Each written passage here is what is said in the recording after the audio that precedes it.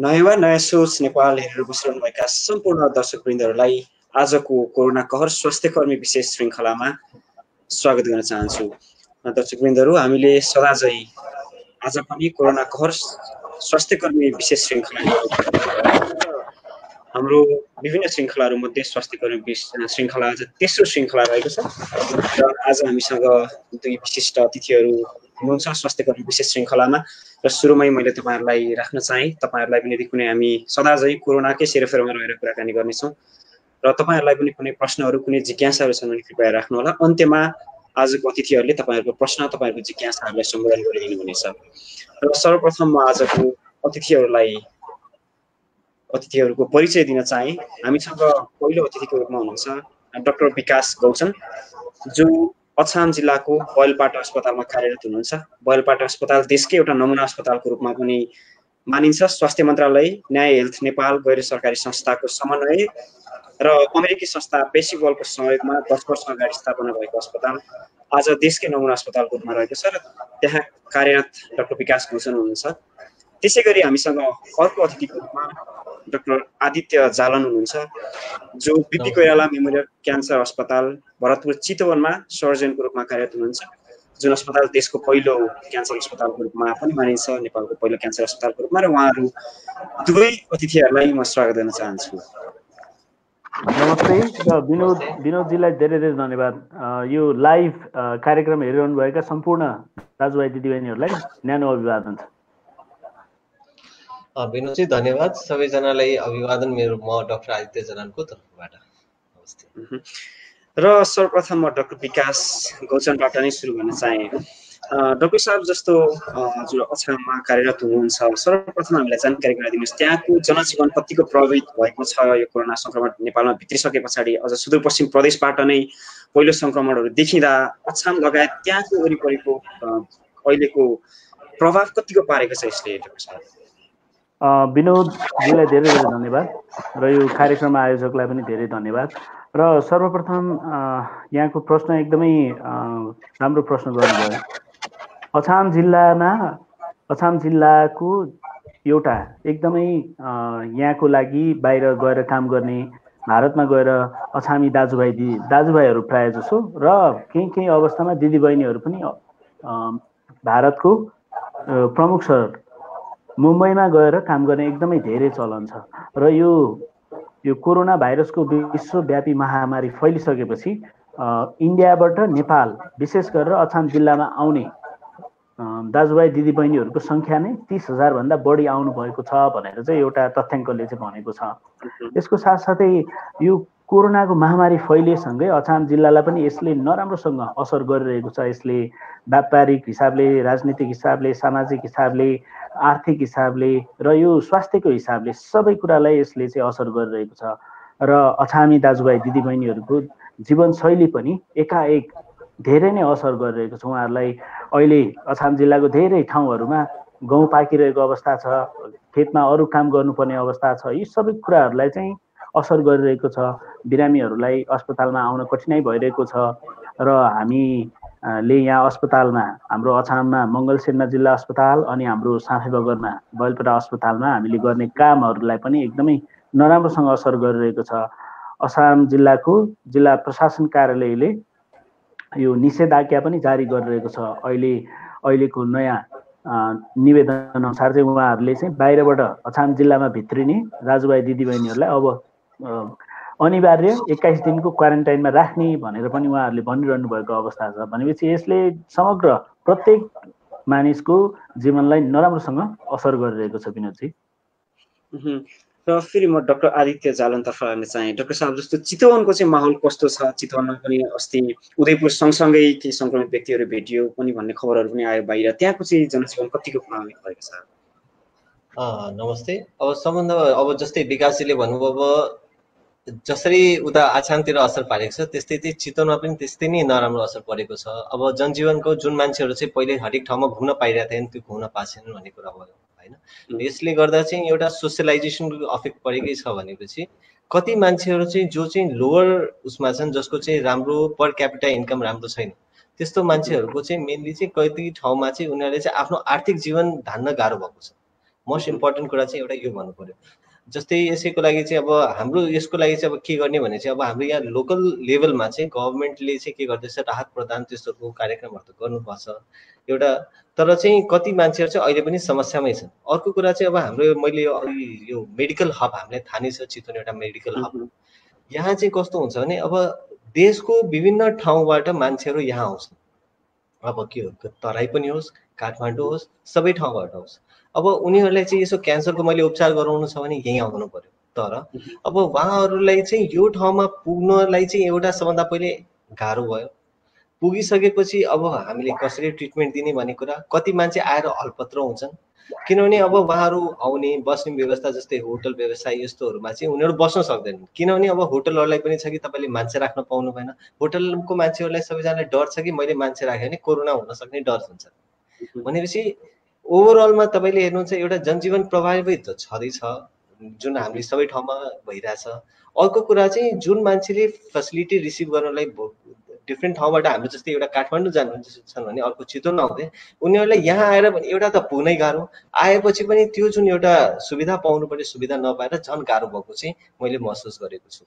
धन्यवाद डाक्टर साहब। फेरि म डाक्टर विकासतर्फ लाग्न चाहेँ। जस्तो डाक्टर साहब, त्यहाँ जनताको मानसिकताहरू चाहिँ कस्तो देखिएको छ अछाम लगायत त्यहाँ, जस्तो किनकि हामीले विभिन्न खबरहरू सुनेका छौँ, अस्पताल जान नमान्ने अथवा अस्पतालबाट नि सकेसम्म कति ठाउँमा त भागेको जस्तो घटनाहरू पनि आइरहेको छ।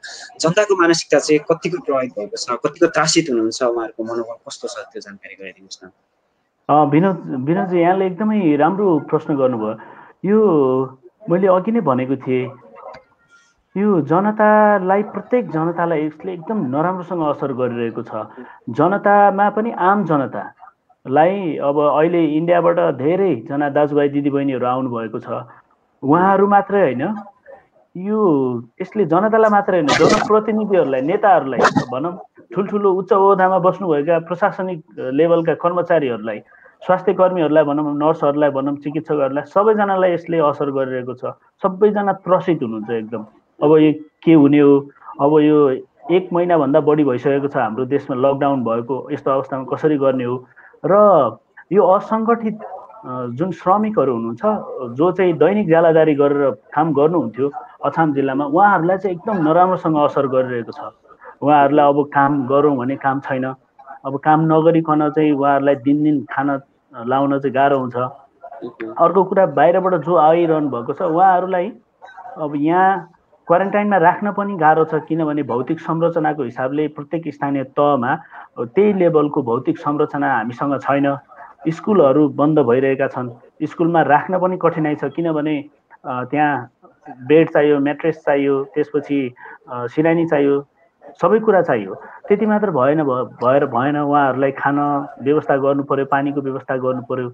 यी सबै कुरा व्यवस्थापन गर्नतिर पनि धेरै नै एकदमै जटिलता आइरहेको छ। र एक हिसाबले भन्नुपर्दा मलाई लागेको चाहिँ अछाम जिल्ला मात्र नभएर सबैतिर यो त्रास भइरहेकै अवस्था हो। अब अमेरिका जस्तो देशमा एकदमै हाहाकार मचेको छ, न्युयोर्क जस्तो ठाउँमा मान्छेको लासहरू व्यवस्थापन गर्न कठिनाइ भइरहेको छ। तर हाम्रो देशमा त्यति एकदमै नराम्रोसँग हामीलाई चाहिँ गरिसकेको छैन, किनभने हाम्रो कोरोनाको कारणले नेपाली दाजुभाइ दिदीबहिनीहरूको नेपालमै मृत्यु चाहिँ भएको छैन। विदेशतिर चाहिँ भइरहेको छ एकदमै, अमेरिकामा अनि युकेमा अनि नेदरल्यान्डमा धेरै देशहरूमा भएको छ। अब अहिलेसम्म चाहिँ हामी भाग्यमानी नै छौँ, किनभने नेपालभित्रै हाम्रो नेपाली दाजुभाइ दिदीबहिनीहरूले ज्यान गुमाउनु चाहिँ परेको छैन। म के आशा गर्न चाहन्छु भने यो जुन अहिले त्रासको वातावरण छ यो चाहिँ बिस्तारै कम भएर जाओस्, हाम्रो यो दैनिकी यो सामान्यकरणतिर जाओस्, जसले गर्दा चाहिँ हामी पहिलाको जीवनयापन जसरी गरिरहेका थियौँ त्यो गरोस्। र अर्को एउटा चाहिँ यसले ल्याएको राम्रो पक्ष चाहिँ हामीले यो साबुन पानीले हात धुनुपर्छ, एक अर्कामा चाहिँ सरुवा रोगहरूको प्रभावबाट कसरी बच्न सकिन्छ भन्ने कुरा चाहिँ यसले एकदमै राम्रोसँग बढाइदिएको छ। त्यो चाहिँ एकदमै विनोदजी एकदम राम्रो पक्ष मान्छु मैले। र फेरि म डाक्टर आदित्यतर्फ लाग्न चाहेँ। डाक्टर साहब, जस्तो उहाँले सामान्य जनताहरूको मानसिकताको कुराहरू गरिरहँदा, जस्तो तपाईँहरू जस्तो चिकित्सकहरूको चाहिँ मानसिकता कस्तो हुँदो रहेछ? जस्तो यस्तो अब नौलो भाइरस विश्वमा नै एउटा महाव्याधिको रूपमा फैलिरहेको सङ्क्रमण पहिलोपटक देशमा पनि भित्रियो भनेर सुन्दाखेरि त्यो जान्न मन लाग्यो। हजुर, कस्तो हुँदो रहेछ चिकित्सकहरूको चाहिँ? अब मानसिकता भनेपछि सबभन्दा पहिले चाहिँ चिकित्सक भन्दा पहिले त हामी पनि एउटा मनुष्य नै हो भन्ने कुरा बुझ्नु पर्यो होइन। एउटा नर्मल जेनरल मान्छेले जस्तो एउटा मान्छेले सोच हुन्छ कि अब यो नयाँ कुरा आएको छ, यसले उसलाई गर्न सक्छ भने मलाई पनि गर्न सक्छ भनेपछि एउटा डर चाहिँ हाम्रोमा हरेक मान्छेमा, जस्तै एउटा जेनरल पब्लिकमा जुन डर छ त्यो डर हामीमा पनि धेरै छ। सायद भन्नुपर्दा चाहिँ अरूभन्दा हामीमा डर धेरै होला। किन होला भनेपछि जेनरल मान्छेलाई त्यो जुन कुराको जानकारी छैन, तपाईँलाई जुन कुराको जानकारी छैन भने त्यो कुरासँग तपाईँलाई डर हुँदैन। तर हामीलाई चाहिँ जुन कुराको बारेमा जानकारी छ, जसको बारेमा हामी बुझिरहेछौँ, जसले बुझाएको छ उसलाई त झन् डर हुन्छ नि त। भन्यो भने हामीमा धेरै डर छ। तर अर्को कुरा के छ भने डर भए तापनि हामीलाई चाहिँ यसको उपचार के छ, उपचार भनेपछि यसलाई कसरी हामीले थाम्न सक्छौँ, कसरी यसबाट बच्न सक्छौँ भन्ने कुरा हामीलाई जानकारी छ। तर एउटा जेनरल पब्लिकलाई सायद त्यो जानकारी अहिले तत्काल नहोला कतिजनालाई। भनेपछि त्यसले चाहिँ हामीलाई एउटा ठाउँमा ढुक्क बनाउँछ। तर अर्को हामीसँग एउटा रेस्पोन्सिबिलिटी के हुन्छ भने हामीले अरूलाई जानकारी गराउनु पर्ने भने एउटा यो दिमागमा हुन्छ भने जो मान्छे इन्फेक्टेड छ भने उहाँहरूलाई चाहिँ सुविधा पनि दिनुपर्ने, त्यो पनि हाम्रो एउटा जिम्मेवारी हो। भनेपछि ओभरअल हेर्दा चाहिँ मानसिकतामा चाहिँ प्रभाव परेकै छ।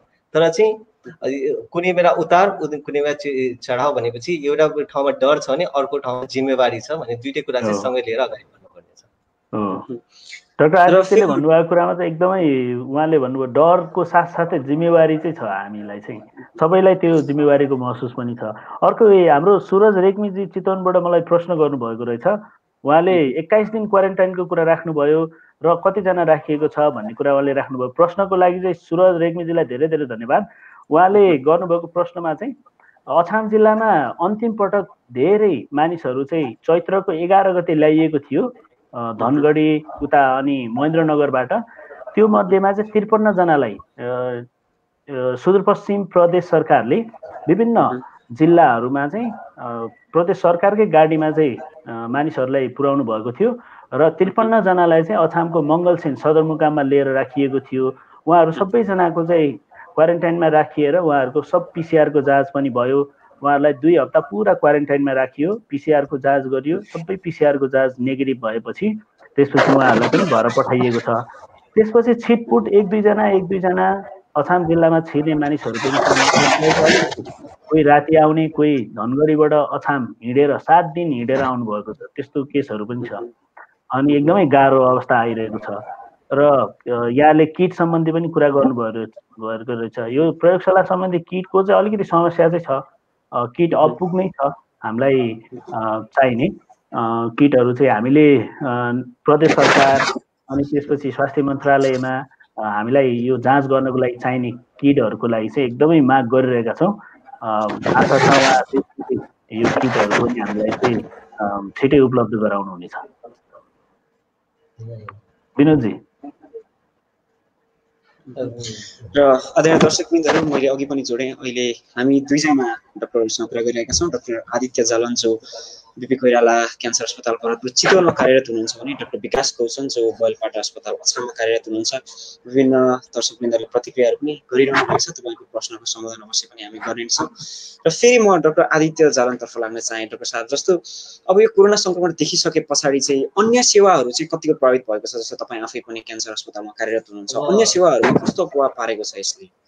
एक्चुअलमा भन्यो भने यसले चाहिँ एकदमै धेरै प्रभाव पारेको छ। अब हामीले चाहिँ यहाँ चाहिँ कस्तो भन्छ भने रिस्क ओभर बेनिफिटको भन्ने कुरा हुन्छ। भनेपछि अब कुनै बिरामी चाहिँ अस्पताल आउँछ भने उसलाई यदि इन्फेक्सन हुन सक्ने चान्स यदि धेरै देखिरहेछ भनेपछि उसलाई चाहिँ हामीले यदि उसको रोगलाई उपचार गर्छौँ भने ऊ सङ्क्रमित भएर सायद बिरामीको स्वास्थ्य स्थिति बिग्रेला भन्ने हामीलाई डर भएको छ। त्यसले गर्दा चाहिँ हामीले चाहिँ अहिले सबभन्दा पहिले चाहिँ इम्पोर्टेन्ट के गरिएको छ लकडाउन इफेक्टले गर्दा, र हामीले पनि के गरेका छौँ कि यदि तपाईँलाई इमर्जेन्सी छैन भनेपछि तपाईँ अस्पताल नआउनुहोस्।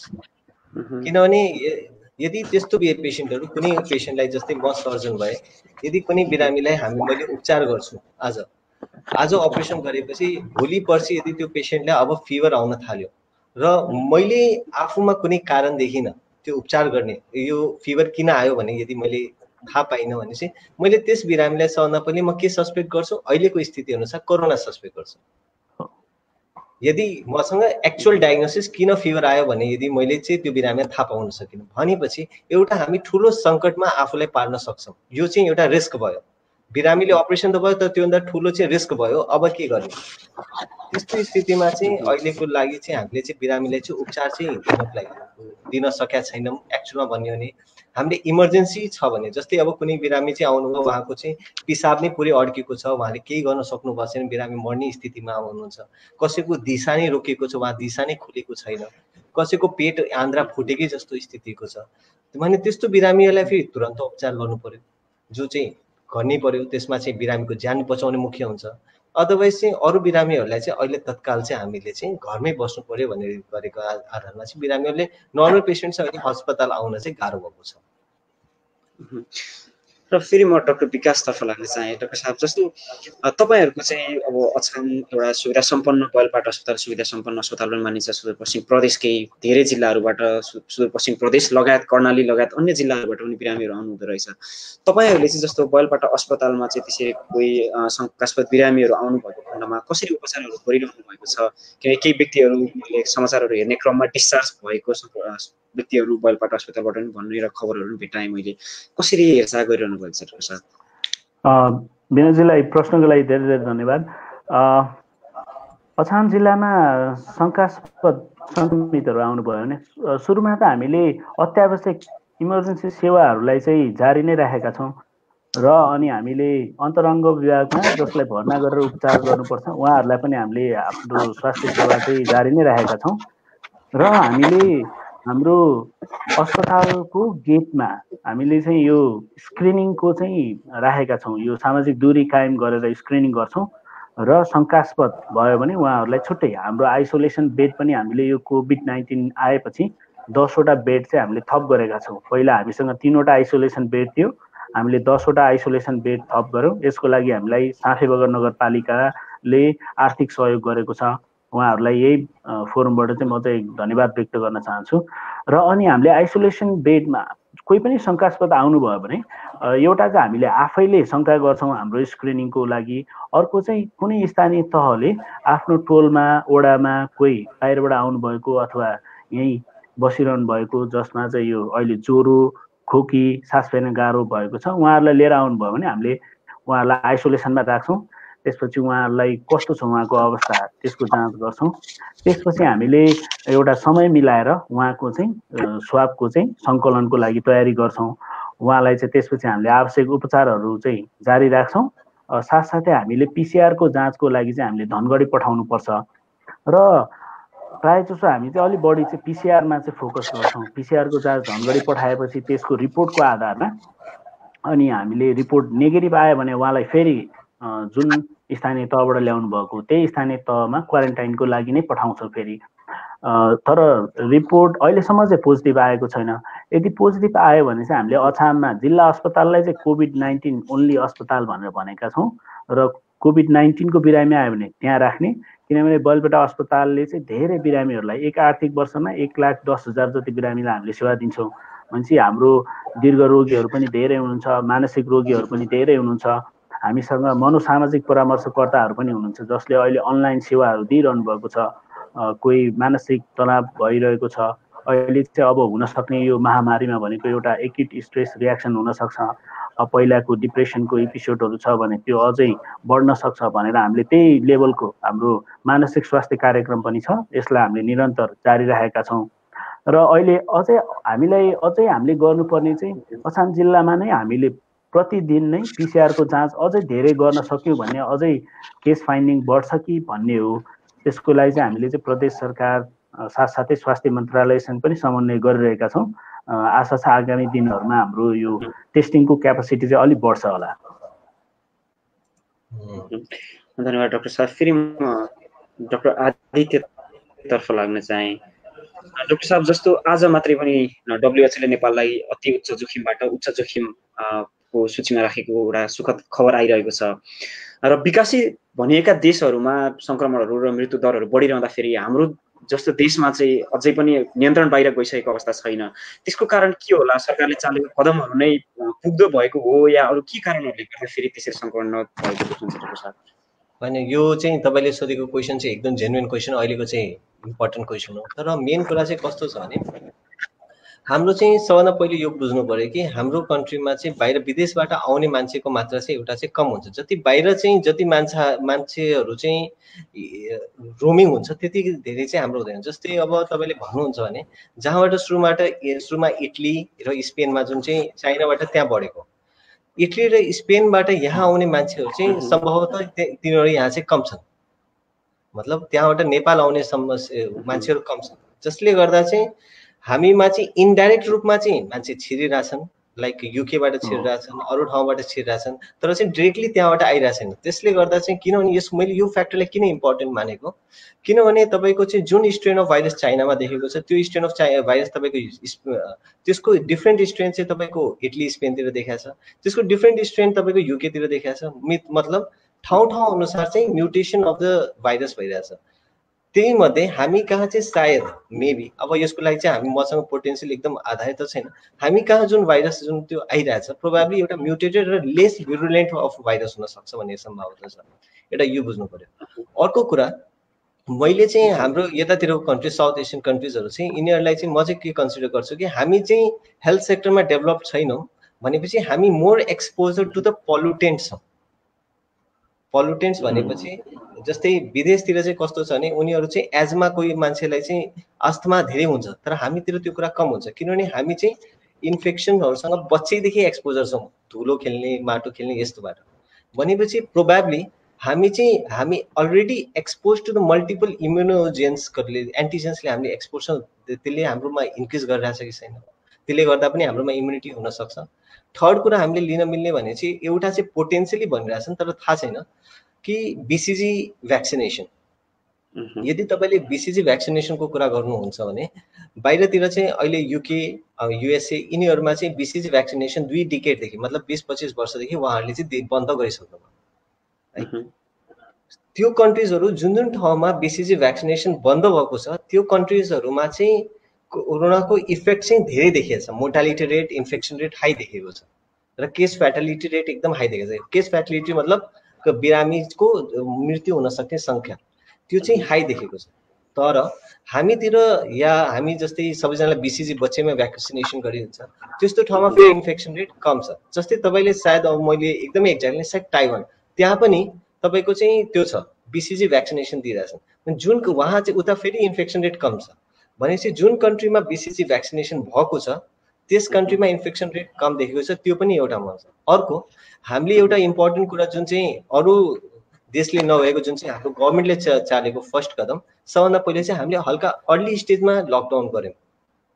यदि हामीले त्योभन्दा पहिले नै लकडाउन गरेको भए या जति मान्छेहरू छन् उनीहरूलाई चाहिँ एयरपोर्टमै या बोर्डरमै रोक्न सकेको भए सायद हामी चाहिँ यति टेन्सनै लिनु पर्दैन थियो होला। त्यो नगरे पनि त्यही पनि हामीले अर्ली स्टेजमा लकडाउन गरेको कारणले चाहिँ हल्का जति गरे नि सोसियल डिस्टेन्सिङ त भयो। त्यसले गर्दा चाहिँ एउटा भाइरसको डबल हुने टाइम, मतलब आज 2 दिनमा जुन डबल हुन्थ्यो त्यो चाहिँ हामीले चाहिँ डिक्रिज गरेको। हाम्रोमा सुरुमा चाहिँ 1 महिनामा यदि 48वटा केसेस देखिनु भने चाहिँ त्यो चाहिँ हामीले डबलिङ टाइम चाहिँ हामीले धेरै कम गरेका छौँ। त्यस कारणले हो, नत्र पनि यस आधारमा त अझै धेरै हुनुपर्ने थियो। त्यस आधारमा चाहिँ यो डिफ्रेन्ट कारणहरू छ, त्यसले गर्दा चाहिँ सायद अहिले चाहिँ भइरहेछ। अर्को कुरा चाहिँ हाम्रो पहिलेदेखि नै एउटा चाहिँ हिन्दू कल्चर, हामीले चाहिँ जति भने पनि हामीले नेपाल अहिले हिन्दू राष्ट्र नभने तापनि हामीमा सबैजनाले चाहिँ एउटा हिन्दू कल्चर छँदैछ, जसले गर्दा हात नमिलाउने, सबैसँग हत्तपत्त हात नमिलाउने, हल्का डिस्टेन्स मेन्टेन गर्ने, एउटै प्लेटमा नखाने, यस्तो प्रवृत्तिहरूले गर्दा पनि सायद त्योहरू पनि हाम्रो कल्चरले पनि यसलाई चाहिँ हल्का इन्फेक्सन रेट चाहिँ कम भएको छ। सायद यो विविध कारण होला, त्यसले गर्दा चाहिँ नेपालमा, इन्डियामा या नजिकै कन्ट्रिजहरूमा चाहिँ धेरै चाहिँ केसेस नभेट्यो।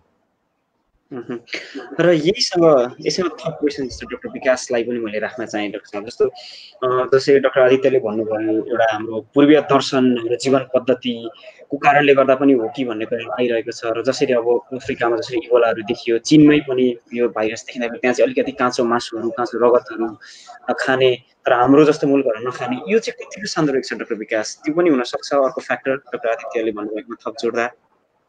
हो।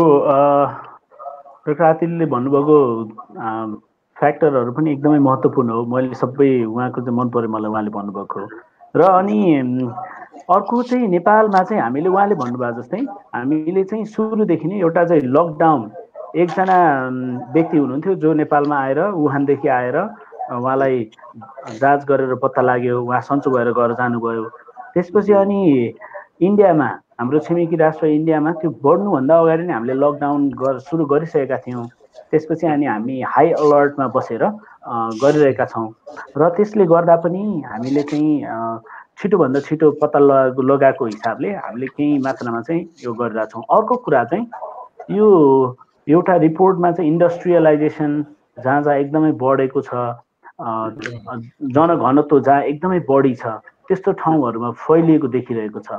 र अनि नेपालमा यो इन्डस्ट्रियलाइजेसन, अर्बनाइजेसन एकदमै धेरै बढेको छैन, जसले गर्दाखेरि यसलाई चाहिँ गाह्रो भइरहेको छ।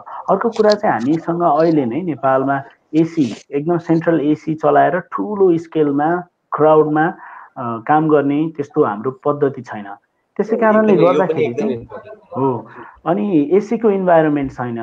अनि जति पनि यो फैलिरहेको छ यो विकसित देशहरूमा जहाँ चाहिँ एकदमै एसी हुन्छ, यो प्राकृतिक वातावरण कम हुन्छ। हाम्रो चाहिँ अब प्राकृतिक वातावरण अझै पनि हामीले केही हदसम्म हामीले राम्रैसँग राख्न सकिरहेका छौँ, त्यसले गर्दा पनि हुनसक्छ। अर्को कुरा डाक्टर आदित्यले भन्नुभएको जस्तै नेपालीहरूको यो रोग विरुद्ध लड्न सक्ने क्षमता अलिक फरक नै छ, अरू विकसित देशहरूमा भन्दा हाम्रो अलिक फरक नै छ, त्यसै कारणले होला। अर्को एउटा चाहिँ नेपालमा जुन खालको स्ट्रेन आएको छ यो कोरोना भाइरसको, त्यो स्ट्रेन अलिक फरक खालको हो कि भन्ने कुरा चाहिँ पनि आइरहेको छ। यो स्ट्रेनमा चाहिँ अहिले नेपालको विज्ञहरूले अध्ययन गरिरहनु भएको छ। यो होल जेनेटिक सिक्वेन्सको चाहिँ स्टडी उहाँहरूले गरिरहनु भएको छ। त्यसले पनि हामीलाई चाहिँ केही मात्रामा केही न केही चाहिँ हामीलाई सन्देश दिन्छ होला हाम्रो देशमा यो किन कम भयो भनेर।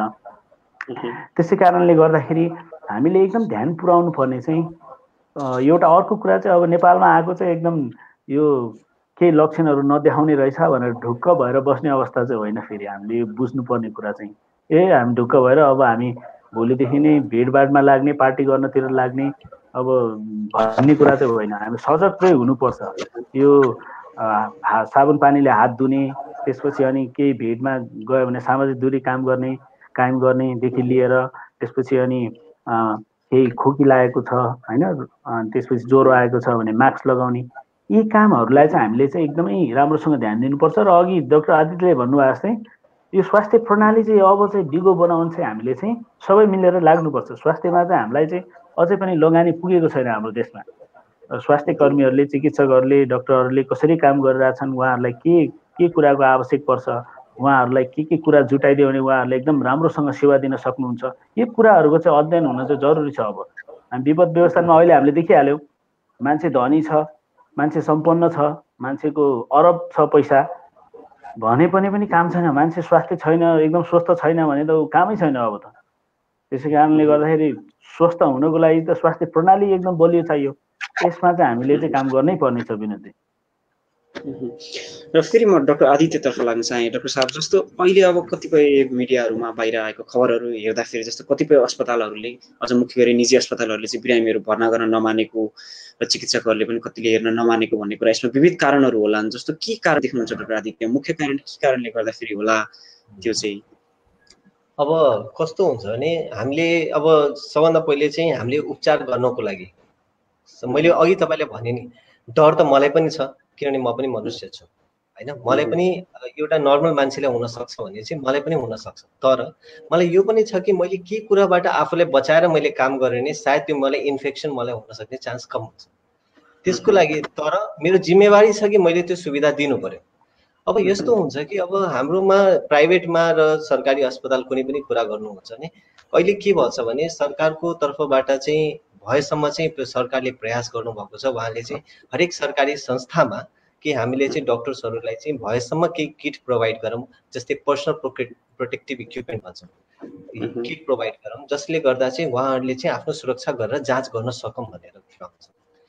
तर अब गभर्मेन्टको तर्फबाट त्यो चाहिँ सायद त्यो प्राइभेट अस्पतालमा त्यो फेसिलिटी अहिले पुग्न सकेको छैन।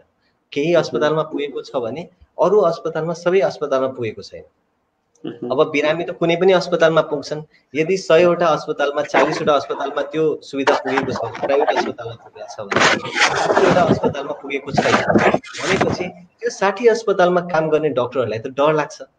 अब उहाँसँग यदि चाहिँ मैले बिरामीलाई जाँच गर्ने मसँग सुविधा छैन भनेपछि मलाई यदि म त्यो कुनै बिरामीलाई म ज्वरो आइरहेछ, म सस्पेक्ट गरिरहेछु, ऊ चाहिँ विदेशबाट म आएको छु भनिरहेछ, अब त्यो मान्छेलाई म अब एउटा कुनै पनि स्वास्थ्य कर्मी कसरी गएर उहाँलाई जाँच गर्नुहुन्छ, यो चाहिँ एउटा ठुलो प्रश्न हुन्छ।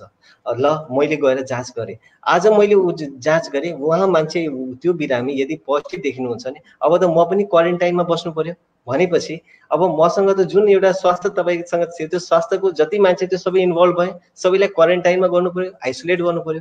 मान्छे यसले गर्दा चाहिँ तपाईँसँग सुविधा नभएर यसले गर्दा समस्या हुँदै रहेछ।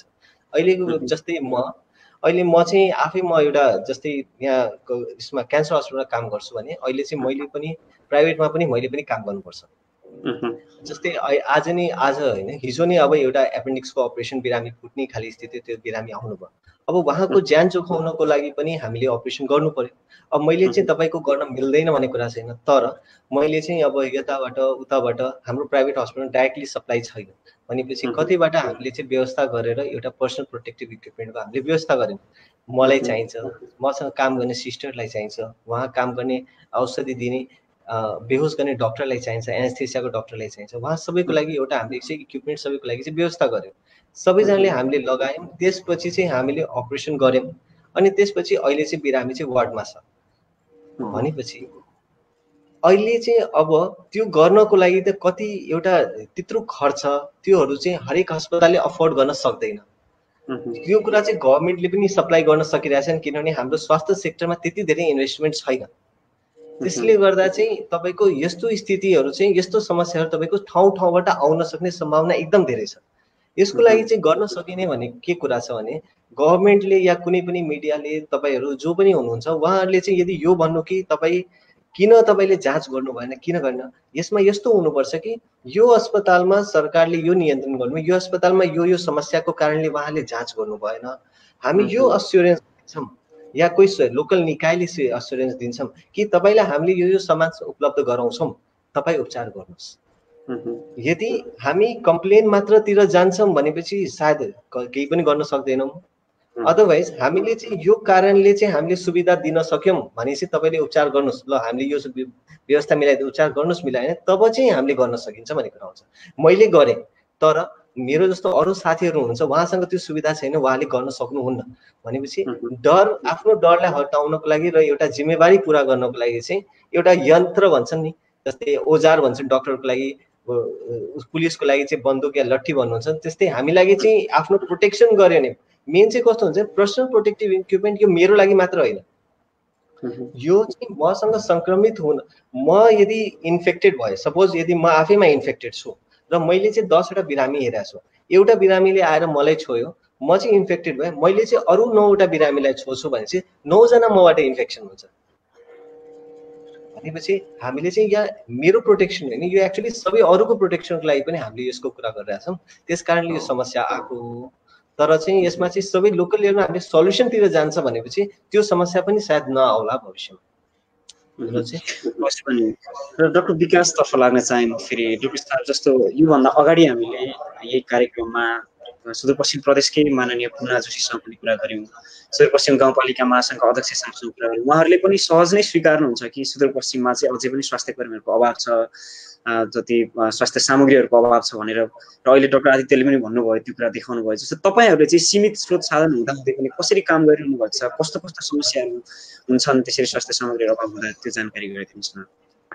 विनोदजीलाई एकदमै धेरै राम्रो प्रश्नको लागि धन्यवाद। उहाँको प्रश्न अनि हाम्रो विष्णु बोगटीजीले पनि फेसबुकमा कमेन्ट गर्नुभएको छ, यो प्रश्नहरू पनि एकदमै मिल्दो छ।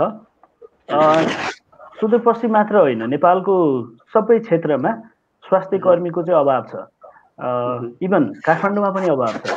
किन भनेर भन्नुहुन्छ भने जनघनत्वको हिसाबले चिकित्सक र विशेषज्ञता जुन जुन विशेषज्ञहरू चाहिने हो त्यो विशेषज्ञहरू हामीले राम्रोसँग चाहिने मात्रामा राख्न सकिरहेको अवस्था छैन।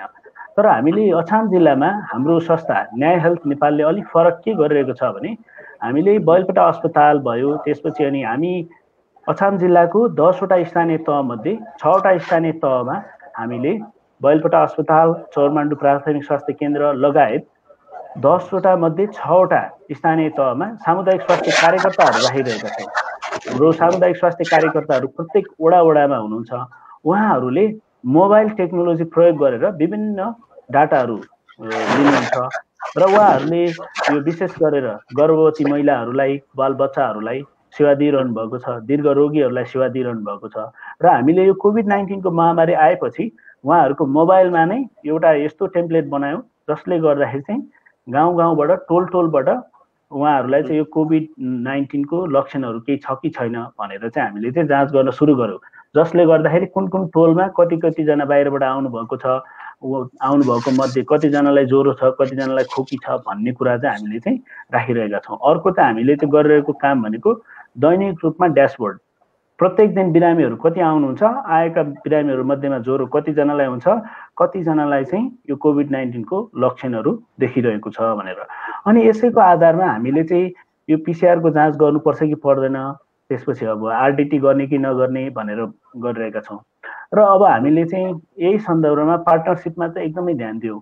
हामीले स्थानीय तह, हाम्रो साँखेबगर नगरपालिकासँग, हाम्रो स्वास्थ्य कार्यालय अछामसँग, प्रदेश सरकारसँग, स्वास्थ्य मन्त्रालयसँग समन्वय गरेर हामीले यो अब अघि डाक्टर आदित्यले भन्नुभएको जस्तै हामीले पिपिईमा चाहिँ एकदमै काम गऱ्यौँ र अहिले हामीले पिपीको स्टक चाहिँ एकदमै राम्रोसँग बनाउन सकिरहेका छौँ। N95 मास्कमा पनि हामीले एकदमै काम गर्यौँ, त्यो पनि हामीले ल्याउन सकिरहेका छौँ। अनि एस नेपाल भन्ने गैर सरकारी संस्थाले सुदूरपश्चिम विश्वविद्यालय स्कुल अफ इन्जिनियरिङसँग प्राविधिक टोलीसँग मिलेर उहाँहरू पनि राष्ट्रिय आविष्कार केन्द्रसँग मिलेर काम गरिरहनु भएको रहेछ। उहाँहरूसँग यो पिपी बुथमा पनि हामीले काम गर्यौँ, त्यो बुथ पनि आइसकेको छ, हामीले गरिरहेका छौँ। र गेटमा नै हामीले एउटा ट्याङ्की नै राखेर त्यसपछि हात धुने, साबुन पानीले हात धुने व्यवस्था गरेका छौँ सबैजनालाई। अनि हामीले गेटमा स्क्रिनिङ गेटमा नै राखेर जो बिरामीहरू ज्वरो खोकी लाएर आउनुहुन्छ उहाँहरूलाई पहिला मास्क दिन्छौँ, त्यसपछि बल्ल अनि अस्पतालको गेटबाट भित्र छिराउँछौँ। त्यसपछि अझै सामाजिक दूरी कायम गरेर उहाँहरूलाई जाँच गर्छौँ। र अहिले विष्णुजीले अर्को एउटा पनि प्रश्न गर्नुभएको रहेछ, उहाँले ऱ्यापिड टेस्टमा नेगेटिभ आयो भने पिसिआरमा पोजिटिभ आउन सक्छ कि सक्दैन भनेर। त्यो सक्छ। अब अहिले गरिरहेको ऱ्यापिड टेस्ट भनेको इम्युनोग्लोबुलिन जी भन्छौँ हामी, त्यो चाहिँ विशेष गरेर यो 2 हप्तापछि मात्र पोजिटिभ आउने सम्भावना हुन्छ र 2 हप्ता पछाडि ऱ्यापिड टेस्ट पोजिटिभ आउँदा पनि पिसिआर नेगेटिभ आउने सम्भावना हुन्छ र ऱ्यापिड टेस्ट नेगेटिभ आउँदा पनि पिसिआर पोजिटिभ आउने सम्भावना हुन्छ। र यो सबै कुरालाई ख्याल गरेर हामीले क्वारेन्टाइन यदि स्वस्थ हुनुहुन्छ भने क्वारेन्टाइनको लागि स्थानीय तहसँग हामीले चाहिँ समन्वय गरिरहेका छौँ। तर यदि उहाँहरूमा चाहिँ ज्वरो छ, खोकी छ भने हाम्रो चाहिँ आइसोलेसन बेडमा राखेर उहाँलाई चाहिँ हामीले उपचार गरिरहेका छौँ। र अहिलेसम्म हामीले गरिरहेको काम भनेको यो विपद व्यवस्थापनलाई हामीले कसरी गर्न सक्छ भनेर हाम्रो बैलपटा अस्पताललाई सुरुदेखि नै कुनै ठुलो डिजास्टर यस्तै विपद आइपर्यो भने भौतिक संरचनाको हिसाबले नै हामीले त्यसरी बनाएका छौँ। इमर्जेन्सीमा प्रयोगशाला सँगै, एक्सरे पनि सँगै, फार्मेसी सँगै, अनि इमर्जेन्सी सँगै ठुलो एउटा ग्राउन्ड सँगै राखिरहेका छौँ, जसमा हामीले कम्तीमा पनि 100 जना जति बिरामीहरूलाई छुट्टा राख्न सक्ने गरेर।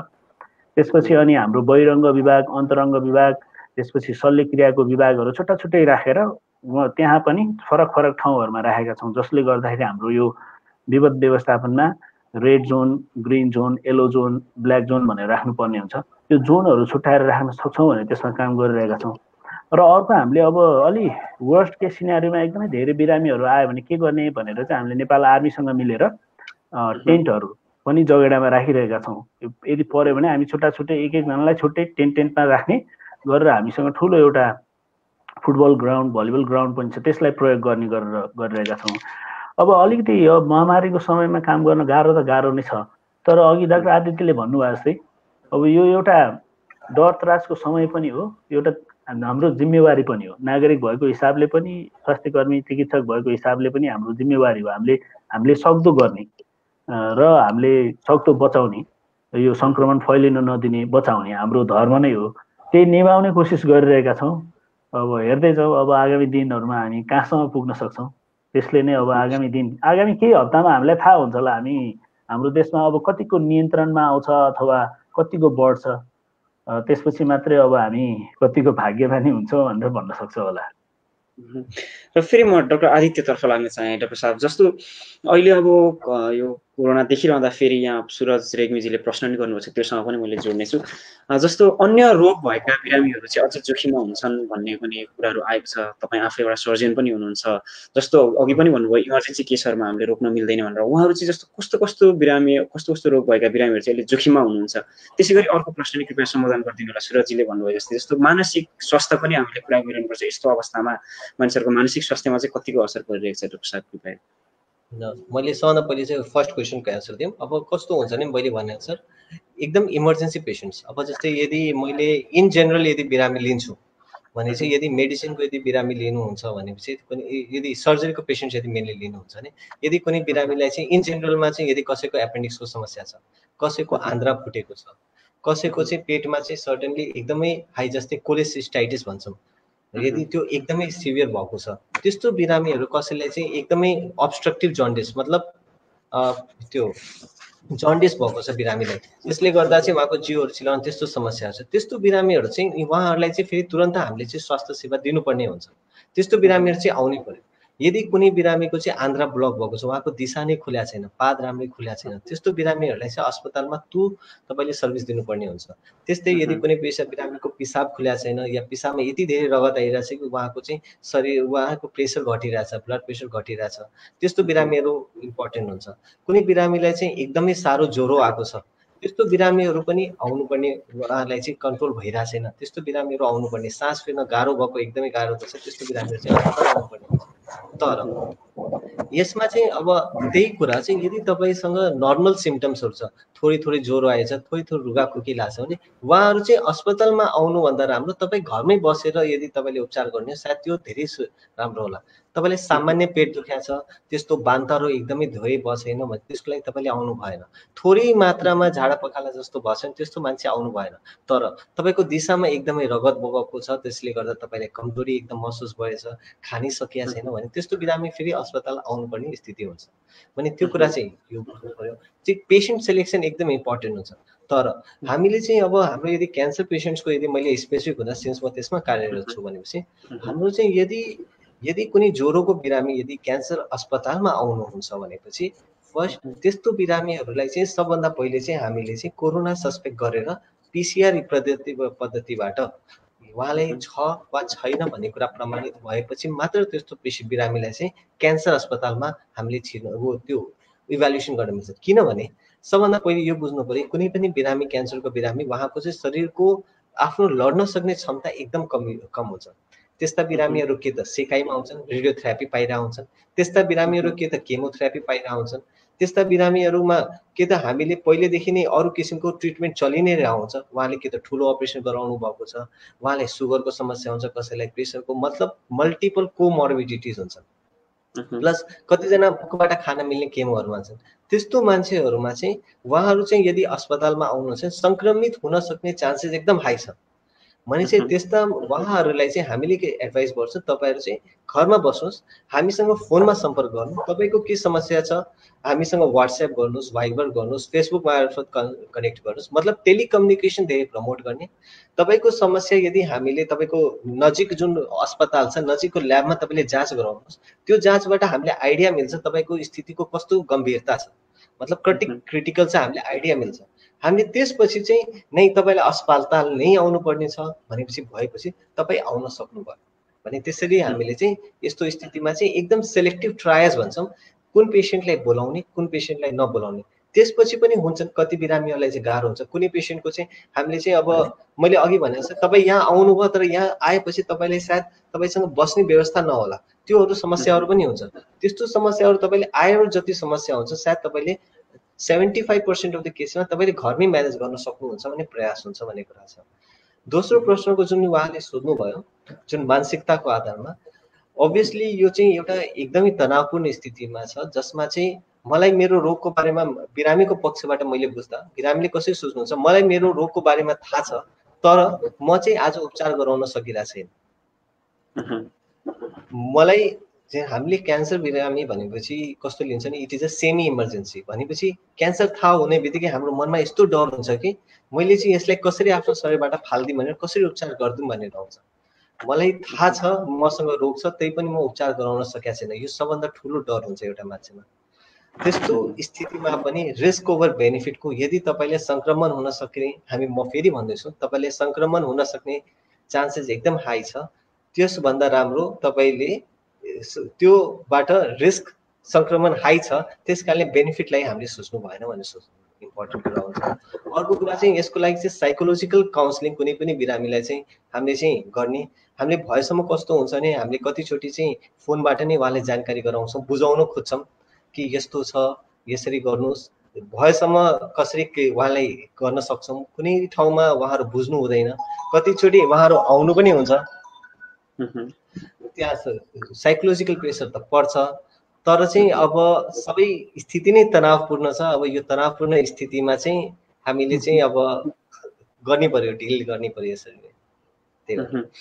र फेरि म डाक्टर विकास गौचनतर्फ लाग्न चाहे डाक्टर साहब, जस्तो अस्ति भर्खरै पनि एपिडेमोलोजी तथा रोग सर्वारोग महाशाखाका पूर्व प्रमुख डाक्टर बाबुराम मरासिनीले पनि जस्तो सुदूरपश्चिमको अहिले समग्र कुराहरूलाई एनालाइसिस गर्ने हो भने चाहिँ कोरोनाको इपी सेन्टर पनि बन्न सक्छ भनेर उहाँहरूले पनि जुन किसिमको कुराहरू राख्नु भएको छ, त्योहरू हेरिरहँदा फेरि जस्तो तपाईँहरूको बैलपाटा अस्पताल त एउटा नमुना अस्पताल पनि हो, समग्र सुदूरपश्चिमलाई हेर्ने हो भने चाहिँ कतिको तयार छ जस्तो लाग्छ डाक्टर साहब? यदि केही भइहालेको खण्डमा भइपरि आयो भने त्यस्तो बेला कतिको चाहिँ तयार छ जस्तो लाग्छ तपाईँले समग्र सुदूरपश्चिम प्रदेश? विनोदजीलाई चाहिँ एकदमै धेरै धेरै धन्यवाद। यो एकदमै गाह्रो प्रश्न सोध्नुभयो। खास अब त यो कतिको तयार हुनुहुन्छ भन्ने प्रश्न चाहिँ अब यो हामीले विकसित देश र एकदमै राम्रो उहाँहरूले एकदमै अर्बौं खर्बौं डलर स्वास्थ्य प्रणालीमा खर्च गरिरहेको देशबाट देश त अब यो कोरोनाले एकदमै क्षत भइरहेको अवस्था छ। त्यसै कारणले गर्दा हामी जस्तो एकदमै यो स्रोत साधन एकदम कम भएको ठाउँमा, त्यही माथि सुदूरपश्चिम प्रदेश जहाँ चाहिँ चिकित्सकहरूलाई ल्याएर राख्न, उहाँहरूलाई काम गराउन पनि एकदमै गाह्रो अवस्था भएको ठाउँमा त झन् एकदमै गाह्रो हुने भइहाल्यो। त्यस कारणले तयारीको हिसाबले भन्नुपर्दा सक्ने जति चाहिँ गरिरहेको छ प्रदेश सरकारले र यहाँ भइरहेको जति पनि जिल्ला अस्पतालहरू छ, जति पनि अस्पतालहरू छन्, सबैले कोसिस गरिरहनु भएको छ। धनगढीमा सेती प्रादेशिक अस्पतालमा चिकित्सकहरूले अनि त्यहाँको नर्सहरूले कस्तो डटेर सामना गर्नुभयो। 5 जना मध्येमा 4 जनालाई सन्चो बनाएर घर पठाउनु भयो। अनि अरू ठाउँहरूलाई पनि उहाँहरूले एकदमै लागेर कोभिड-19 ओन्ली अस्पताल बनाउनको लागि चाहिँ उहाँहरू लागिरहनु भएको छ। तयार चाहिँ खास एज एकदम पर्फेक्टली तयार चाहिँ भएको हो, तयारी अवस्थामा भएको हो भनेर भन्न चाहिँ मिल्दैन। किनभने सुदूरपश्चिम प्रदेशमा जम्मा जम्मी भेन्टिलेटर चाहिँ 6 देखि 8 वटा रहेछ जम्मा। यो सुदूरपश्चिम प्रदेशको जनसङ्ख्या चाहिँ 25 लाख हो र 25 लाखको लागि जम्मा 8 वटा भेन्टिलेटर छ। तैपनि महाकालीमा एउटा जुन चाहिँ यो काम गरिरहेको फङ्सनल चाहिँ होइन, फेरि होइन चलाइरहेको अवस्थाको भेन्टिलेटर होइन। अनि सेती प्रादेशिक अस्पतालमा पनि यो चलाइरहेको नियमित चलाइराख्ने भेन्टिलेटर होइन। र डडेलधुरा यो चाहिँ सङ्घीय अस्पताल हो, विशेषज्ञ अस्पताल हो, त्यहाँ पनि एउटा बच्चाहरूको लागि एउटा भेन्टिलेटर अनि एडल्टहरूको लागि अर्को भेन्टिलेटर छ, त्यो पनि चलाइरहेको अवस्था होइन। भनेपछि हामीले 25 लाखको जनसङ्ख्यामा जम्मा 8 वटा भेन्टिलेटर छ भनेर भन्दाखेरि हामी आफैमा बुझ्नु पर्यो हामी कतिको लेभलमा छौँ, हामीले स्वास्थ्य प्रणालीमा कति काम गरिरहेका छौँ भनेर बुझ्नु पर्यो हामीले एउटा। अर्को कुरा चाहिँ हामीले चाहिँ क्षेत्रगत रूपमा हामीले जिल्लामा चाहिँ कतिको राम्रोसँग यो स्वास्थ्यको प्रणालीको लागि सबभन्दा राम्रो जग भनेको चाहिँ हामीले चाहिँ प्राथमिक स्वास्थ्य प्रणालीलाई भनेर भन्छौँ। र हामीसँग अहिले हुन चाहिँ अब हामीले जिल्ला अस्पतालहरू कतिको विपद व्यवस्थापनमा कतिको राम्रोसँग तयारी अवस्थामा राख्न सकिरहेका छौँ, त्यहाँ चाहिँ हामीले चिकित्सकहरूलाई कतिको राम्रोसँग राख्न सकिरहेका छौँ, यसैमा भर पर्छ हामीले हाम्रो तयारी। विगत व्यवस्थापन हुन सक्छ। यो कोभिड-19 त एउटा सरुवाको एउटा भएर आएको छ। यदि भविष्यमा हामीलाई ठुलो भूकम्प सुदूरपश्चिममा आयो भने, भविष्यमा धेरै झाडा पखाला नै पुरा फैलियो भने, होइन धेरै कुराहरूले चाहिँ विपद ल्यायो भने हामी कतिको अवस्थामा जान सक्छौँ भनेर कोसिस चाहिँ गरिरहेको अवस्था चाहिँ हो। प्रत्येक स्वास्थ्य कर्मीले, चिकित्सकले अनि जनस्वास्थ्यका जति पनि विज्ञहरू हुनुहुन्छ उहाँहरूले आफ्नो तर्फबाट जे सकिन्छ त्यो गरिरहेको अवस्था छ। र एउटा चाहिँ मान्नुपर्छ, नेपाल सरकारले आजभन्दा 2 महिना अगाडि नेपालको राष्ट्रिय जनस्वास्थ्य प्रयोगशालामा मात्र पिसिआरको चाहिँ जाँच भइरहेको थियो। आज नेपालभरि 15वटा ठाउँमा चाहिँ पिसिआरको जाँच भइरहेको छ। त्यो पनि फड्को नै हो, तर यो चाहिँ अपुग हो। फेरि फड्को मारेर अब हामी यतिकै हो भनेर बस्ने अवस्था चाहिँ होइन।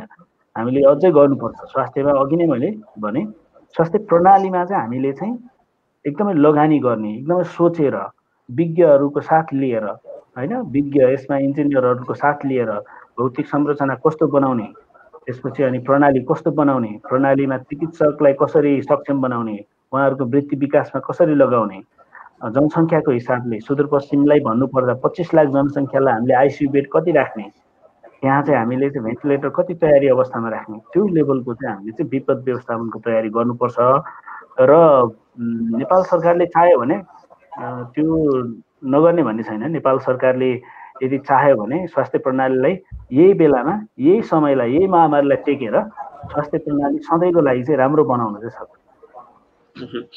र यससँगै सम्बन्धित रहेर म डाक्टर आदित्य तर्फमा जान चाहे। जस्तो डाक्टर साहब उहाँले पनि भन्नुभयो डाक्टर विकासले नि, किनकि जुनसुकै बेला पनि आपद विपद आइपर्न सक्छ।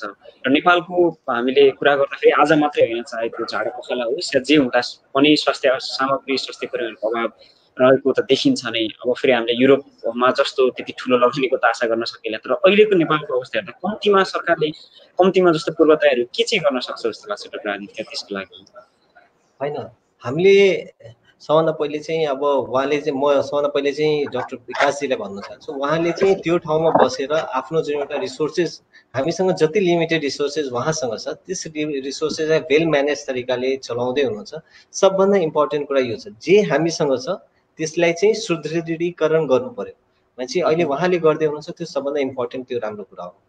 अब त्यस्तै हामीसँग जति अस्पतालमा छन्, सबभन्दा पहिले चाहिँ हामीले चाहिँ जब गऱ्यौँ नि, एभ्री लेभलमा चाहिँ डिसिजन हुनुपर्छ कि आज मसँग जस्तै सङ्क्रमितको सङ्ख्या यदि 48 छ, 48 बिरामीको लागि चाहिँ मैलेसँग कतिवटा, मसँग कति रिसोर्सेस छ। यदि कुनै बिरामीले भेन्टिलेटर चाहिन्छ, उसको लागि हामीसँग कतिवटा बिरामी छ, कतिवटा हामीसँग सुविधा छ। नेक्स्ट लेभलमा सोच्नुपर्छ, आज मेरो सङ्ख्या यदि भविष्यमा गएर यदि 100 पुग्छ, इनकेस यदि पुग्छ भने चाहिँ उहाँ 100वटा बिरामीलाई मैले कसरी म्यानेज गर्छु, त्यसको लागि कतिजना चिकित्सक मैले दिन्छु।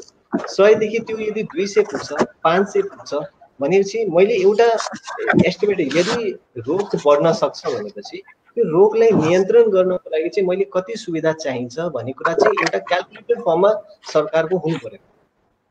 सम्भवतः सरकारले आफ्नो तर्फबाट चाहिँ त्यो चाहिँ प्लान गरेको हुनुहुन्छ होला, तर केस नम्बर लोड अनुसार चाहिँ यति चाहिन्छ। जस्तै अब अहिले नेपालको जनसङ्ख्याको आधारमा यदि जस्तै भेन्टिलेटरको कुरा उठाउनु भयो, नेपालको जनसङ्ख्या अहिले 3 करोड जनसङ्ख्या छ। यदि हेर्दा ओभरअल एस्टिमेट गर्दा नेपालमा चाहिँ अहिले भेन्टिलेटरको आवश्यकता र यो रोगले जसरी अफेक्ट गर्छ त्यस आधारमा चाहिँ नेपालमा 3000 देखि 5000 को हाहाकारीमा भेन्टिलेटर चाहिन्छ। यदि इन्फेक्सन वर्स्ट कन्डिसन, मैले वर्स्ट कन्डिसनको यो कुरा अहिलेको हिसाबले होइन, मैले वर्स्ट कन्डिसन, हामीले चाहिँ वर्स्टको लागि आफ्नो तयारी गर्नुहोस्, मतलब सबभन्दा कम्प्लिकेसन मैले डिल गर्न सक्ने स्थितिमा पुग्नको लागि भनेपछि के हामीसँग 300 देखि 3000 देखि 5000 भेन्टिलेटर हामीसँग छ त भनेपछि त्यो सोच्नु पर्यो। भनेपछि त्यस आधारमा चाहिँ अब सरकारले चाहिँ मैले यो 3000 मेरो कहिलेसम्म लक्ष्य हुन्छ, 3 महिनामा हुन्छ, 4 महिनामा हुन्छ, एउटा लक्ष्य हामीले निर्धारित गरेर मेरो जसरी केस बढ्छ, इनकेस यदि बढ्छ त्यस अनुसार मेरो सप्लाई पनि भइरहेको छ। जस्तै हामीले भन्छौँ नि, आज 10 जना मान्छे खाना आयो भने 10 जनाको लागि मसँग सामान छैन, भोलि यदि 25 जना आउँछ, 25 जनाको लागि पनि मसँग हल्का स्टकमा हुनु पर्यो भने त्यस अनुसार जानु पर्यो। एउटा यो इम्पोर्टेन्ट कुरा, यो चाहिँ हामीले आफ्नो इन्फ्रास्ट्रक्चरको हिसाबले हेल्थ सिस्टम डेलिभरी गर्नको लागि अर्को पर्सनल प्रोटेक्टिभ इक्विपमेन्टको कुरा मैले गरेँ, यदि त्यो चाहिँ हरेक सुविधा छ भने त्यो हुन सक्छ। अर्को कुरा मान्छेमा अवेरनेसको कुरा, आज यसो सबभन्दा नेपाल टेलिकमबाट जस्तै त्यो एड चलिरहेको हुन्छ, तपाईँले सुन्नुहुन्छ कि त्यहाँबाट चाहिँ हामीले यो गर्नु पर्यो, त्यो पनि एउटामा सबभन्दा इम्पोर्टेन्ट हो हेल्थ अवेरनेस। यदि तपाईँले जस्तै अहिले चाहिँ हरेक मान्छेले धेरै जसो यदि भन्नुहुन्छ भने राम्रो सङ्ख्यामा नेपालमा चाहिँ फेसबुक प्रयोग गर्छन् मान्छेहरूले भने चाहिँ हामीले फेसबुकमै यदि तपाईँको नेपालभरिमा जति फेसबुक खुलिरहेछ, हरेक फेसबुकको फर्स्ट पेजमा तपाईँको चाहिँ तपाईँले यो कुरा होस् आफूलाई बचाउन सक्ने अवेरनेस इन्क्रिज गर्ने एउटा पाम्पलेट सुरुमै आउने गरी गरिदियो भने, एड गरिदियो भने त्यो पनि एउटा इन्फर्मेसनको माध्यम। तपाईले कुनै पनि यो चाहिँ भयो। अर्को कुरा चाहिँ हामीले के गर्न मिल्छ, जति पनि ठाउँ अब जस्तै अहिले चाहिँ विकासजीले जसै भन्नुभयो ऱ्यापिड टेस्टहरू जुन गर्नुहुन्छ, यो ऱ्यापिड टेस्टहरू जुन पनि छ या पिसिआरहरू गर्नुहुन्छ, यो पिसिआर सबै कुराहरू चाहिँ एउटा सरकारी अस्पतालको उसमा छ, हाम्रो छ, हो कि मतलब एउटा सरकारी संस्थाले मात्र गर्न सक्छ। यदि हामीले चाहिँ यदि साउथ कोरियाको मोडल हेर्छौँ, साउथ कोरियामा जसै उहाँले रोकथाम गर्नुभएको थियो त्यो मोडल यदि हेर्छौँ, सिङ्गापुरको मोडल हेर्छौँ, उहाँले के गर्नु भने तपाईँ पानी खान जानुहुन्छ, पानी खाने ठाउँ नजिक चाहिँ तपाईँको चाहिँ कोरोना जाँच गर्ने मेसिन छ। तपाईँ चिया खान जानुहुन्छ भने चिया खाने ठाउँ नजिक जहाँ चाहिँ धेरै पपुलेसन आइरहेको छ त्यो ठाउँमा जाँच गर्नलाई तपाईँसँग मसिन छ। मतलब आज हामीले जुन टेस्ट गर्नु पर्यो, टेस्ट गर्नको लागि चाहिँ हरेक ठाउँमा चाहिँ तपाईँले बुथ बनाउनु मिल्छ। जस्तै हामीले एउटा कोरोना जाँच गर्ने बुथ बनाउँछौँ, नर्मली टेस्ट गर्ने बुथ बनाउँछौँ, तपाईँले टेस्टिङ बुथ बनाउन सकिन्छ। मतलब तपाईँले अब जस्तै ऱ्यापिड टेस्ट भयो, तपाईँ यदि हजुरको सदरमुकाममा तपाईँ आफै किन जानु पर्यो, तपाईँले 10वटा सेन्टर बनाइदिनुहोस्। यदि मैले चितवनमै 20-25वटा सेन्टर बनाइदिएँ जुन जुन एरियामा छ भने चाहिँ हाम्रो पर डेमा टेस्ट हुने ऱ्यापिड टेस्ट, यदि हामीले ऱ्यापिड टेस्ट मात्र गर्न खोज्यो भने ऱ्यापिड टेस्ट गर्न सक्ने क्षमता त बढ्छ नि त। भनेपछि हामीले टेस्टको अमाउन्ट इन्क्रिज गर्न एकदम इम्पोर्टेन्ट हुन्छ। त्यसपछि इम्पोर्टेन्ट हुन्छ कन्ट्याक्ट ट्रेसिङ, जसको चाहिँ हामीले अहिलेसम्म कुरा गरेका छैनौँ। कन्ट्याक्ट ट्रेसिङ भने चाहिँ कस्तो हुन्छ, त्यसमा चाहिँ आज कुनै सङ्क्रमित मान्छे हुनुहुन्छ, उहाँसँग गत 2 देखि 3 हप्तामा कति मान्छे सङ्क्रमणमा आएको छ त्यो कुरा चाहिँ गर्दैछौँ। अब यसको लागि चाहिँ हाम्रो नेपाल सरकारबाट चाहिँ अहिले जस्तै हाम्रो स्वास्थ्य एप चाहिँ डिफ्रेन्ट मोबाइल एपहरू आएको छ। तर यो एपहरू चाहिँ मेन चाहिँ कस्तो भयो भने केही समस्या हामीले देखेको चाहिँ यिनीहरू चाहिँ म्यानुअल एप भयो। लाइक तपाईँले फिड गर्नुहुन्छ, हामीले एकजना सरकारबाट फोन गर्नुहुन्छ, तपाईँले बस्नुभएको होइन, तपाईँले ज्वरो आयो कि आएन भन्ने कुरा सोध्नुहुन्छ, यो त्यस्तो खाले भयो। यदि हामीले चाहिँ यसै कुरालाई चाहिँ यदि हामीले चाहिँ स्वतः जिपिएस ट्र्याकिङ सिस्टममा ल्याउन सक्यो, नेपाल टेलिकमको यदि हामीले प्रविधि प्रयोग गरेर जिपिएस ट्र्याकिङको सिस्टम ल्याउन सक्यो भने म नजिक जति मान्छे गत 2-3 हप्तामा आएको छ भने मैले त्यो थाहा पाउन सक्छु। यसबाट को मान्छेमा इन्फेक्सन हुन चान्सेस छ छैन भन्ने कुरा हुन्छ भने इन्फ्रास्ट्रक्चर बनाउनु पर्यो, सेकेन्ड टेस्ट गर्नु पर्यो सफिसियन्ट अमाउन्टमा, त्यसपछि ट्रेस गर्नु पर्यो। हरेक मान्छेलाई तपाईँले चाहिँ ट्रेस गर्न सक्नु पर्यो जो मान्छे चाहिँ इन्फेक्सनमा छ, र फाइनली तपाईँले चाहिँ ट्रिटमेन्टमा आउन सकिन्छ भन्ने कुरा। चाहिँ रोकथाम गर्नको लागि चाहिँ मेन चाहिँ प्रिभेन्सन अवेरनेसबाट त्यसपछि टेस्ट ट्रेस र ट्रिटमेन्ट त्यसरी जान्छ। धन्यवाद। अवश्य पनि डाक्टर साहब, हामी अन्तिमतिर पनि छौँ, केही व्यक्तिहरूको प्रतिक्रियाहरू पनि आइरहेको छ र आदरणीय दर्शकवृन्द फेरि मैले दोहोऱ्याएँ, आज हामी कोरोना विशेष स्वास्थ्य विशेष श्रृङ्खलामा डाक्टर आदित्य जालन जो बिपी कोइराला क्यान्सर अस्पताल भरतपुरमा कार्यरत हुनुहुन्छ, त्यसै गरी डाक्टर विकास गौचन जो बैलपाटा अस्पताल अछाममा कार्यरत हुनुहुन्छ, उहाँहरूसँग कुराकानी गरिरहेका छौँ। र डाक्टर विकास, हामी अन्तिममा छौँ। तपाईँलाई यहाँ एउटा प्रश्न पनि आएको छ, त्योसँगै मैले अर्को पनि प्रश्न जोड्न चाहेँ। पहिलो कुरा चाहिँ जस्तो तपाईँहरू अब हुन त धेरै वर्षदेखि यही क्षेत्रमा हुनुहुन्छ, तर पनि जस्तो यसरी नयाँ किसिमको भाइरसहरू नयाँ किसिमको रोगहरू देखिरहँदाखेरि तपाईँलाई छुट्टै त्यस्तो कुनै ट्रेनिङहरूको आवश्यकताहरू पर्छ कि पर्दैन, एउटा। र दोस्रो यहाँ ओम प्रकाश अवस्थीले पनि प्रश्न गर्नुभएको रहेछ, जस्तो तपाईँहरूले आफ्नो सुरक्षाको निम्ति तपाईँहरूले बिरामीहरूसँग कन्ट्याक्टमा रहिरहँदाखेरि आफ्नो सुरक्षाको निम्ति चाहिँ कस्तो सतर्कताहरू अपनाउनुहुन्छ, कतिको सुरक्षित हुनुहुन्छ तपाईँहरू?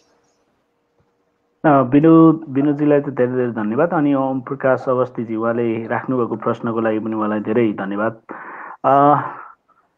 एउटा यो हामी चिकित्सकहरूलाई स्वास्थ्य क्षेत्रमा काम गर्दा यो स्वास्थ्य क्षेत्र चाहिँ जोखिमकै क्षेत्र हो यो खास। अब यहाँ अहिलेको समयमा मात्र होइन, पहिलादेखि नै कडा सङ्क्रमण जन्य रोगहरू धेरै आउँछन्, जस्तै क्षय रोग पनि एउटा सङ्क्रमण हुन सक्ने सम्भावित रोग नै हो। अब डाक्टर आदित्य जस्तो हाम्रो शल्यक्रियामा संलग्न विज्ञहरू हुनुहुन्छ भने त झन् रगतसँग खेल्नुपर्छ त्यहाँ, होइन? एचआइभीदेखि लिएर हेपाटाइटिस बी, हेपाटाइटिस सी, धेरै रोगहरू हुनसक्छ त्यहाँ, त्योसँग जोखिम हुन्छ। यो जोखिमको क्षेत्र हो स्वास्थ्य क्षेत्र भनेको, र अस्पताल भनेको पनि एउटा जोखिमको क्षेत्र हो। यहाँ विभिन्न बिरामीहरू आउनुहुन्छ, अस्पतालमा विभिन्न रोगहरू, विभिन्न कीटाणुहरू हुन्छन्। हामीले अस्पतालमा राम्रोसँग यो सङ्क्रमण रोकथाम भनेको एउटा छुट्टै विधा छ, यसमा राम्रोसँग हामीले काम गर्न सकेनौँ भने अस्पताल नै एउटा यस्तो ठाउँ हुनसक्छ जहाँबाट एउटा भयानक रोगहरू फैलन सक्ने सम्भावना हुन्छ। र हामी सधैँ जोखिमको क्षेत्रमा काम गरिरहँदा हामीलाई यो जोखिमसँग हामी कसरी हामीलाई मर्यादित भएर कसरी सेवा दिने भन्नेमा चाहिँ हामी सधैँ काम गरि नै रहेका हुन्छौँ। र यो नयाँ नयाँ रोगहरू आउँदाखेरि हामीलाई कहिलेकाहीँ चाहिँ जटिलताहरू आउँछ। हामी चाहिँ अहिलेको पनि कोभिड-19को अवस्थामा पनि हामीलाई धेरै पाटोहरू यसको अहिले पनि धेरै अननोन नै छ, अननोन कुराहरू यसको धेरै नै छ। यसले चाहिँ मानिसको शरीरमा कहाँ कहाँ असर पुर्याउँछ लगभग धेरै कुराहरू थाहा हुँदै गइरहेको छ। र विकसित देशहरूमा जहाँ मृत्युदर एकदम धेरै छ त्यहाँ पोस्टमार्टमका रिपोर्टहरूमा अहिले स्टडी अनुसन्धान एकदम धेरै भइरहेको छ। यो फोक्सोमा, मुटुमा, त्यसमा मृगौलामा, दिमागमा कस्तो खालको असरहरू गरिरहेको छ यो रोगले भनेर धेरै अनुसन्धानहरू भइरहेको छ। हामी यो शिक्षकहरू चाहिँ हामी चाहिँ सधैँ पढिरहनु पर्ने, अपडेट भइराख्नुपर्ने पेसा हो। यो धेरै दुःख गर्नुपर्ने पेसा हो। यो आम मानिसहरूलाई यो थाहा हुँदैन। फेरि यो भित्री पाटो हो। हामीले चाहिँ रोग सम्बन्धी हामीले पढिराख्नुपर्छ। एचआइभी सम्बन्धी नयाँ नयाँ औषधिहरू आउँछ, हामीले पढिराख्नुपर्छ। नयाँ नयाँ औषधिहरू हामीले चलाउनुपर्छ। क्षयरोग सम्बन्धी पनि त्यस्तै हुन्छ। भनेपछि विभिन्न रोगहरूमा हामीले निरन्तर अध्ययन गरिरहनुपर्छ। साथै नै अलिकति राम्रोसँग मिलाउन सक्यो भने यो कोभिड-19को लागि पनि हामीलाई चाहिँ अलिकति तालिमको हामीले के गरिरहेका छौँ, अमेरिकामा के भइरहेको छ, फ्रान्समा, इटालीमा, चाइनामा के गरिरहेको छ, यसको चाहिँ हामीले चाहिँ निरन्तर रूपमा हामी चाहिँ एक हिसाबले यसलाई चाहिँ कन्टिन्युइङ मेडिकल एजुकेसन सिएमई भनेर भन्छौँ। यो सिएमईहरू चाहिँ हामीले गरिराख्नुपर्छ। यसमा निरन्तर अपडेटहरू लिनको लागि यो एक हिसाबको तालिम नै हो। यो अलिकति यसमा चाहिँ आफैलाई पनि अपडेट गर्नको लागि तालिमहरू चाहिँ निरन्तर रूपमा चाहिँ हामीलाई चाहिन्छ। र हामी यो निरन्तर रूपमा मेहनत गरेर आफूलाई अपडेट गरेनौँ भने आफै नै एकदमै पुरानो भएर जान्छौँ हामी। त्यस कारणले हामीले निरन्तर रूपमा तालिम, निरन्तर रूपमा यो हाम्रो अध्ययन अनुसन्धानहरू हामीले गरिराख्नुपर्ने हो। र यसको लागि अघि नै मैले भने प्रणाली पनि त्यही हिसाबको चाहिन्छ। नेपाल सरकारले वातावरण त्यस्तै बनाउनुपर्छ। र त्यो वातावरण भयो भने बल्ल चिकित्सकहरू ढुक्क भएर काम गर्न सक्यो भने, हामीले आफ्नो काममा चाहिँ फोकस गर्न सक्यो भने, हामी अध्ययन गर्न सक्यो भने मात्रै हामीले हामीसँग भएको बेस्ट सेवा चाहिँ हामीले बिरामीहरूलाई दिन सक्छौँ।